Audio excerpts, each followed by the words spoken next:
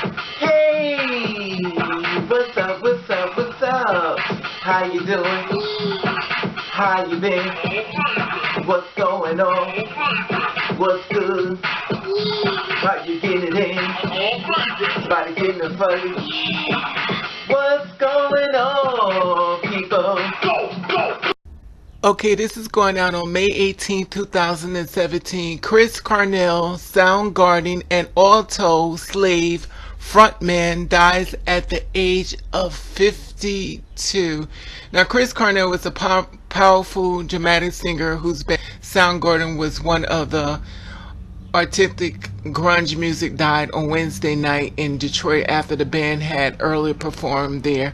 He was 52 years old. In a statement released on Thursday afternoon in the Wayne County Medical Examiner said that the death was a suicide by hanging. It was a full autopsy that had not yet been completed. Soundgarden played in the Fox Theater in Detroit on Wednesday night, and it had been scheduled to perform in Columbus, Ohio on a Friday at the Rock of Range Festival.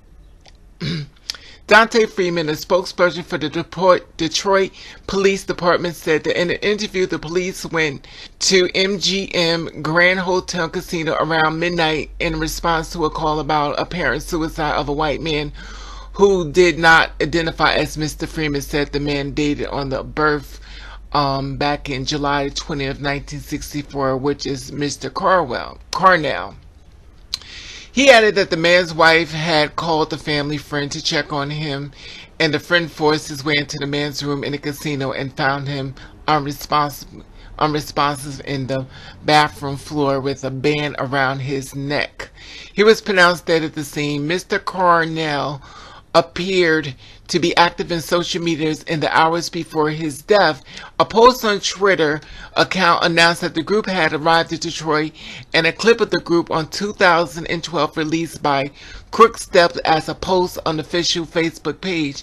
Now, Mr. Cornell acknowledged in the interviews that he had struggled with drug use throughout his life. In 1994 Rolling Stone article, he described himself as a daily drug user at the age of 13 years old, who had quit by the time he turned 14.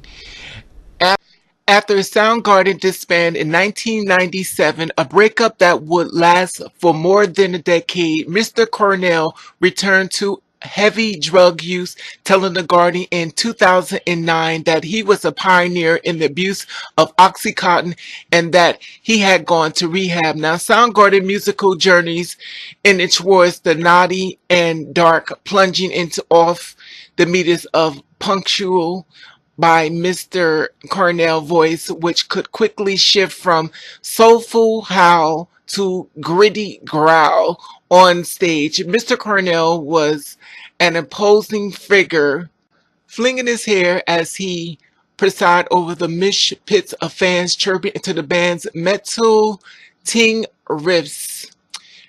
He also was one who started Soundgarden in Seattle, where he was born. Now, he started back in 1987. Then a record label released the group's first single, Hunted Down, in 1987, as well as two sequential LPs. The group debut album, Ultra Mega OK, which came a year later on the punk label SST, was its last release before it was made up to the leap of major labels. So all I can say, allegedly, they're saying he committed suicide. So, allegedly, rest in peace, for this type of action and stuff. And the family, you're in my prayers. And of course, the band members and stuff. He was only 52 years old. So thank you for watching.